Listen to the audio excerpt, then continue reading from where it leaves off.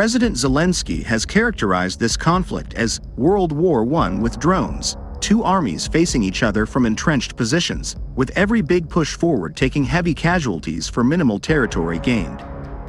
Ukraine's strategy is to keep wearing down Russian forces until they collapse, and a new type of drone will accelerate the rate of attrition and enter the Queen Hornet, a supersized low-cost FPV bomber capable of destroying bunkers.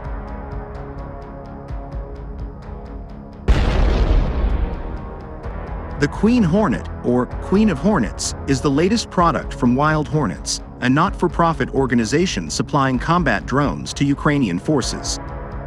Their previous bestsellers were small kamikaze quadcopters, which have been extremely effective at knocking out Russian tanks, artillery, and other vehicles.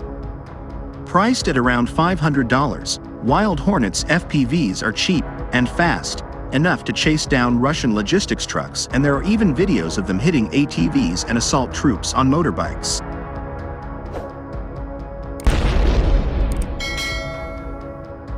Wild Hornets also pioneered the use of FPV drones as bombers. Rather than crashing into targets, they drop their bombload and return to reload.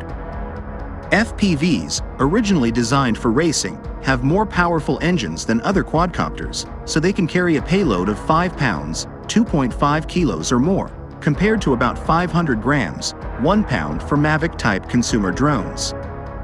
Wild Hornets co-founder Dmytro Prodanyuk told me that the bombers typically survive 10 to 30 missions.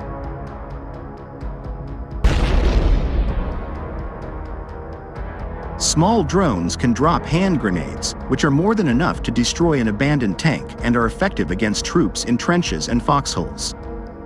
But, as in WW1, both armies are dug in with much more thorough protection, but the bunker or dugout is a standard addition to any trench layout. Essentially, it is a hole in the ground, the top covered over by logs with a good amount of earth on top. A well-made dugout is difficult to spot, and gives protection from the elements as well as from mortars, artillery, and direct fire.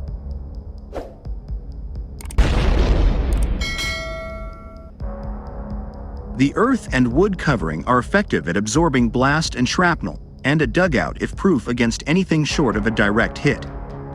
In WW1, soldiers would shelter in dugouts during protracted artillery barrages, emerging when the firing stopped, often a sign that an attack was being launched.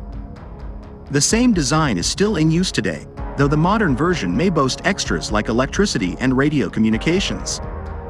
If the bunker has no door, an FPV can fly into the interior and destroy it.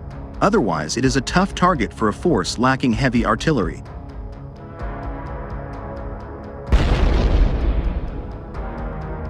Small drone bombs can dig out a bunker if the operator has time and patience.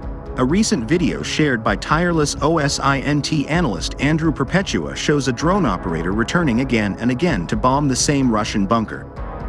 Several bombs blast away some of the earth covering to reveal the logs. More bombs damage the logs enough for gaps to appear, so the operator can finally drop bombs into the bunker itself until it is a smoking wreck.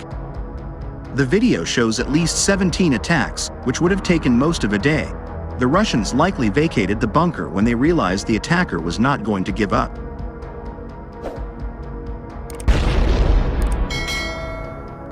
What the Ukrainians need is a drone with a powerful enough bomb to knock out such bunkers with one hit, by inserting a Queen Hornet drone into a Russian troops' bunkers.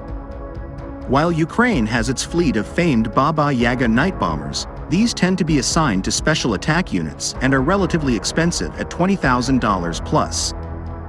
The Queen Hornet costs just $1,000, making it available for more general use, and testing was completed in April, and Queen Hornets have now carried out their first combat missions with the elite Bulava drone unit.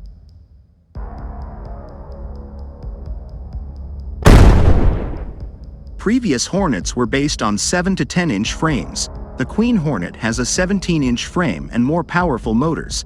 This gives it a payload of 15 pounds, 7 kilos, not 6 kilos as originally claimed. A compilation video showing Queen Hornet missions shows that it can drop bombs heavy enough to break through the earth and log covering of standard dugouts. The Queen Hornet sits between the larger Baba Yagas able to drop anti-tank mines and the small quadcopters, as a medium bomber able to address more challenging tactical missions, while being affordable enough for routine use against low-value targets.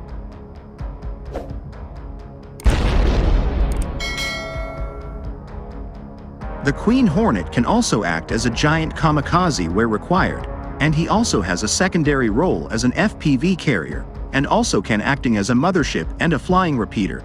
It transports the attack drone to the target area and provides a radio relay for the operator. The chief benefit is that this extends the range of the kamikaze FPV from about 10 miles, 16 kilometers to 20 miles, 32 kilometers. While most FPV attacks are carried out at much shorter ranges, Prodanyuk says that 70 to 80% are at less than 6 miles, 10 kilometers.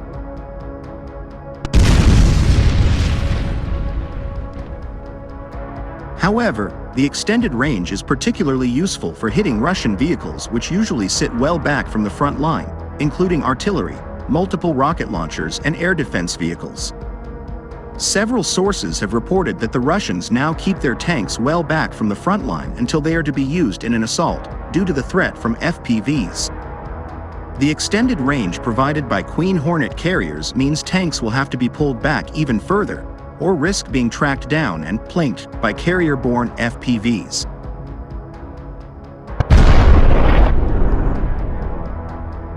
The Queen Hornet is now going into mass production, but it is a significant step forward in a capability which did not even exist a couple of years ago, and the Russians will suffer heavy casualties until they are able to dig in even deeper.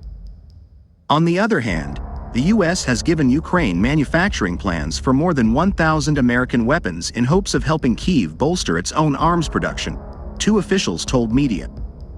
The military officials told The Times' John Ismay about the transfer during a visit to a new factory for howitzer artillery shells near Dallas.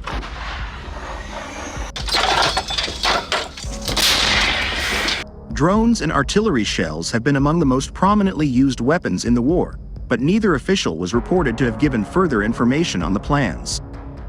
Their remarks came amid the opening of the $500 million Dallas plant, which is run by General Dynamics and aims to boost artillery shell production by another 30,155 mm rounds a month.